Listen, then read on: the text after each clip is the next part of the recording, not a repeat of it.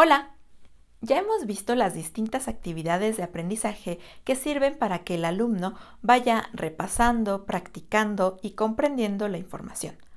Ahora nos toca hablar sobre cómo evaluar los conocimientos previos del alumno y los adquiridos durante la unidad.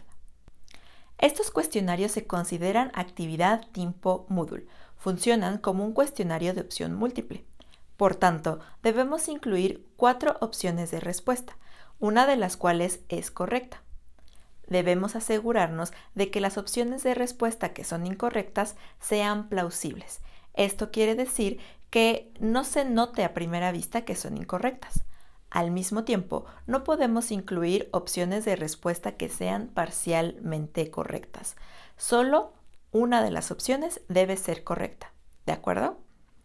Para estos cuestionarios no es necesario que se incluya una retroalimentación. El cuestionario diagnóstico tiene la finalidad de explorar si el alumno cuenta con los conocimientos básicos para poder llevar a cabo la unidad con éxito.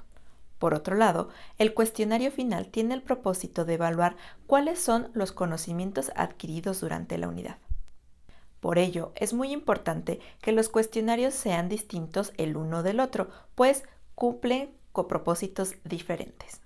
Para que la evaluación sea mucho más robusta, les pedimos que tanto tú como tus compañeros de equipo elaboren un mini banco de preguntas, más o menos para que se pueda construir un cuestionario de 10 preguntas para cada estudiante.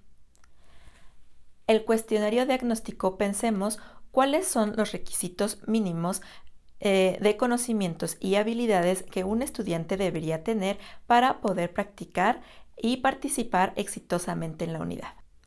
En el caso de los cuestionarios finales, es importante que haya una cobertura de todos los temas que se abordan en la unidad y que fueron explicados en el guión.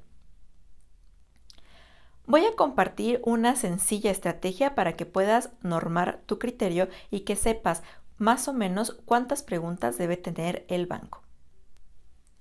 Para ello, veamos un ejemplo. Vamos a suponer que esta unidad tiene 5 temas. Para cada tema se tienen que elaborar preguntas y el cuestionario que se construya para el estudiante debe tener un mínimo de 10 preguntas. Lo que hago entonces es dividir el total de preguntas entre el número de temas que tengo. 10 entre 5 me da 2. Esto significa que para cada tema debo elaborar 2 preguntas. Como yo necesito tener un mini banco de preguntas para cada reactivo, para cada tema de la unidad, necesito realmente tener un poco más. La recomendación es que tengamos por lo menos el doble. Esto significa que para cada uno de estos 5 temas debo elaborar mínimo 4 preguntas.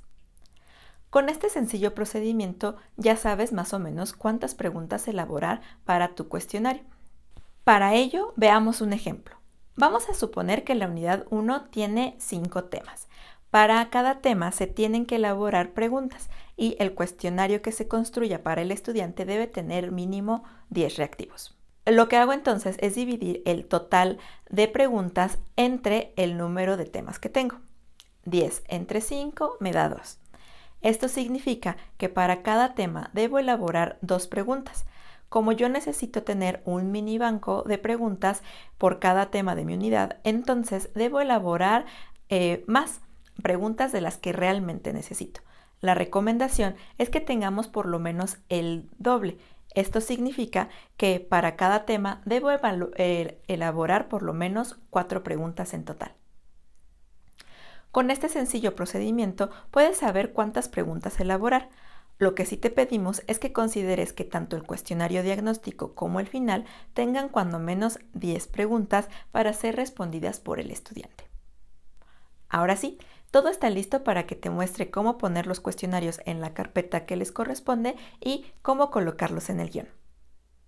Recuerda, siempre debemos comenzar con crear un documento de Google en la carpeta Actividades. Una vez hecho esto, coloca el título que debe decir cuestionario, final o diagnóstico, dependiendo del que vayas a elaborar. Unidad 1 o el número que corresponda. Luego, cambia el nombre del archivo y que sea exactamente igual al que pusiste en el título. Después de eso, debes colocar una tabla como esta. En ella debes indicar los temas que aborda la unidad y cuántos reactivos de cada tema deben colocarse en el examen que le aparece al alumno. Recuerda que el mínimo de preguntas totales, como ya dijimos, es de 10. Inmediatamente después de la tabla, coloca el primer tema que aparece en el recuadro anterior. Márcalo con letras azules para que se note que es el subtítulo.